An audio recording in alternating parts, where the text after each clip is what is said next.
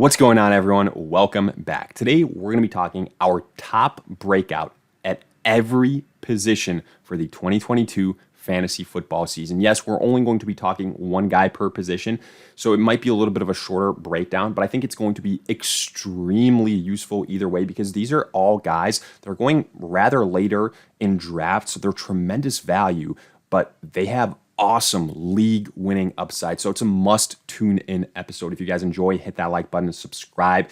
Let us hear it in the comment section. Do you agree, disagree? What other guys would you put in this category at whatever the position might be, along with any other questions you guys might have? We will do our best to answer them all. And lastly, make sure to check out the 2022 ADP Fantasy Football Draft Guide, now available for purchase at a great value, everything you can want. Breakdowns like these, along with top 150 overall player rankings in standard and PPR formats, individual player bios, tiers, projections, all the details in the description. But with that being said, let's kick it off here. And we're going to start at the quarterback position. As you can see, we've already got our quote-unquote consensus fantasy pros rankings pulled up. For the quarterback position, it doesn't really matter too much whether it's standard or PPR, but we're just going to scroll down. We're going to scroll down, and maybe we'll get even a little bit cute here, and I'll give you like an honorable mention. I know I said I'm only going to talk one guy, but just to give you a little bit extra content. So the guy that I wanted to talk is Derek Carr. Like, to me, he has been one of my favorite values at the quarterback position. I think this happens every single season. You know, the way you win fantasy football is you hit on guys that haven't broken out yet, and you get that discount of a price the year before. And that's especially true for the quarterback and tight end positions. It's a little bit easier to predict for the quarterback position, definitely. That's why I feel pretty good about Derek Carr. Like, we've seen it before from him. The guy was in the top half in terms of passing yards this last season. He's had MVP type-ish performances before, and now he adds Davante Adams to this offense. Like, Hunter Renfrow already came out last year. Darren Waller returning healthy. Good offensive line in a division where you're going to have to score a lot of points. I love the 2022 upside for Derek Carr. I think he's easily a top 10 quarterback. Per these rankings, typically he's going to be outside the top 12, which I think is crazy. I mean, if you want to think about it like draft-wise, if he's being drafted easily in the double-digit rounds, typically as a backup, as a flyer, honestly, in some smaller leagues, I wouldn't be shocked if he's available on waivers. That's how crazy it might be. Whereas, I would comfortably have him above, Trey Lance. Are you kidding me?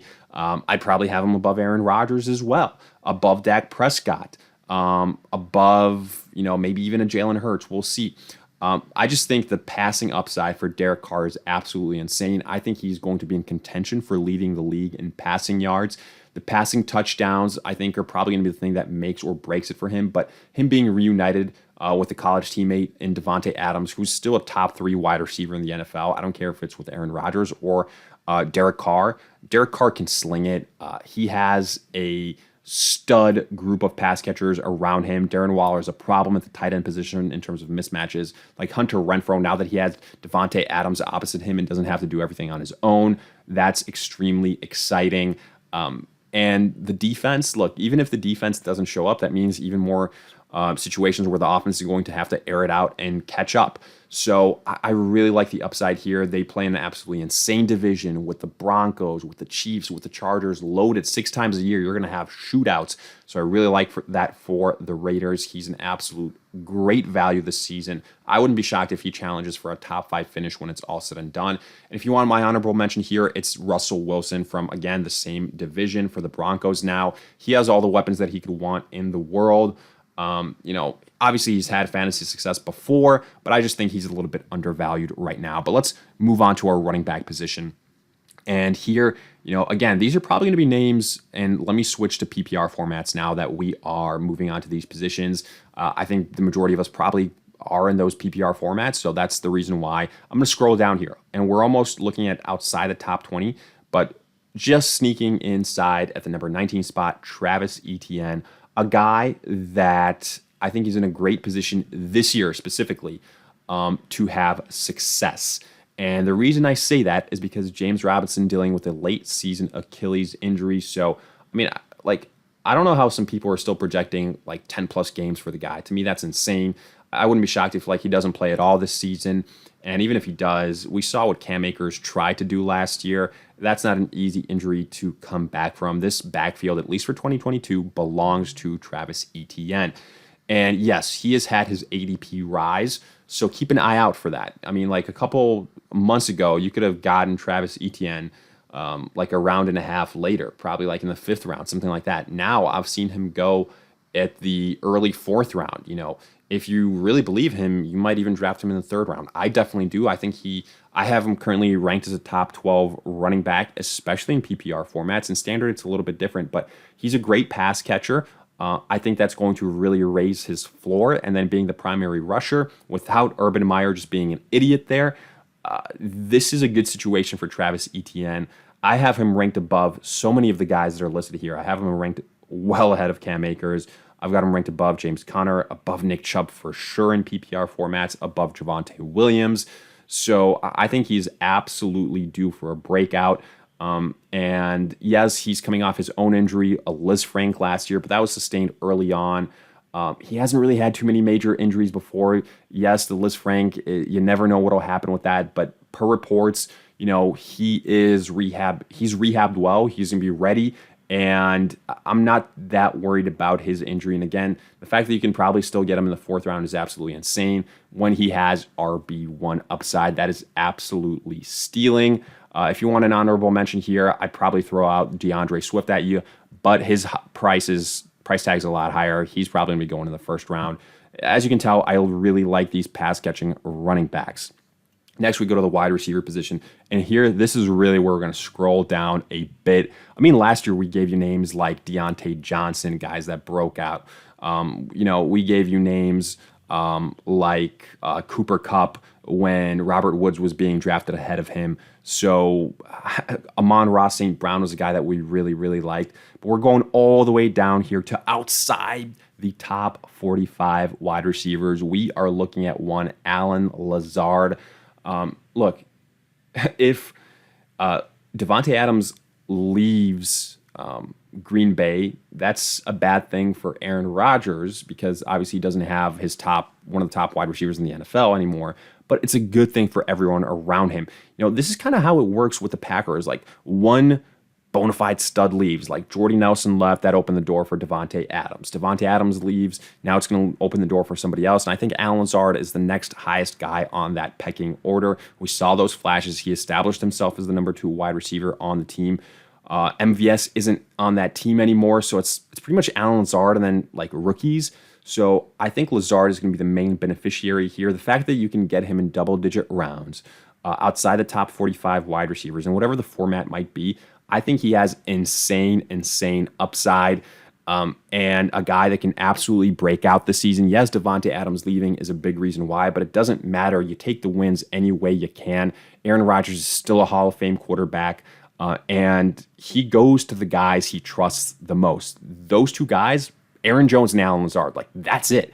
I would argue. So I think Lazard is going to have a lot of opportunities. Maybe some of these rookies, they kind of come on late in the season, but it's another reason why I really like this Green Bay situation for Lazard. Unless they add some like veteran free agent at some point before the season begins, Lazard is going to be the dude. He's going to get a lot of opportunities. And, when you're talking about almost the 50th ranked wide receiver, that's all you can ask for. A guy with huge upside that doesn't cost you much. Yes, it's a dart throw, but he has all the possibilities to have huge performances. He did it sometimes last year when Devontae Adams was still there. We've seen the upside. I absolutely love Allen Lazard. Pretty much no risk because of what he costs you. So I'm all in on Lazard this season, regardless of the format.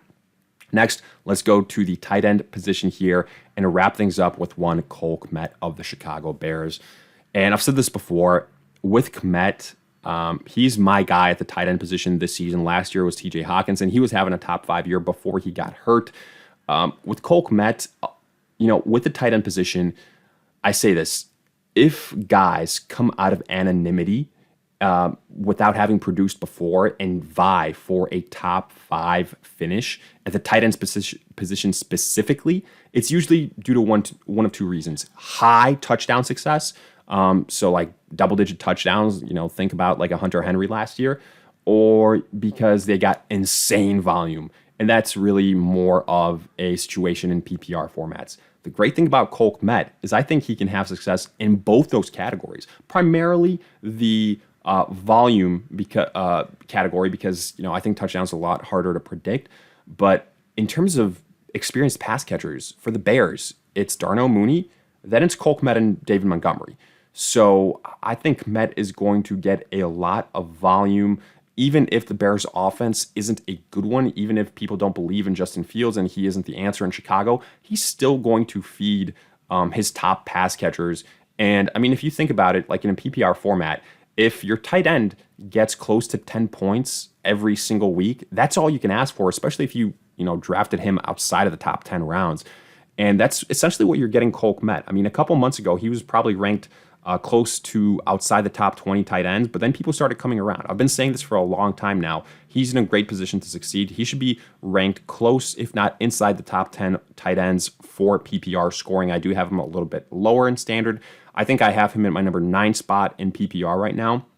But I wouldn't be shocked if Cole Kmet gets around 5 catches every single week, and then the yardage, that's going to be probably between like 30, 40 yards. So right off the bat there, you're looking between 8 and 9 points. If you throw in a touchdown as well, then that's gravy. But another reason why you should really like Cole Kmet this year is because Jimmy Graham is gone. I feel like not a lot of people are talking about that in Chicago. Graham, for the life of me, I don't know why he was still there last year, but he was taking touchdown opportunities away for Cole Kmet, and he was taking offensive snaps away from Cole Kmet. He's no longer there, which means all those things are going to increase for our guy here. And honestly, I think he's going to shock some people, and you're going to get very, very good value on him. I'd be okay having him as my tight end 1 for the entirety of the season. He is the number 1 tight end for the Bears now without Jimmy Graham. Again, I feel like not enough people are talking about that. But with that, we kind of wrap up this breakdown. As always, let us know your thoughts in the comment section. Did you agree with these names that we have?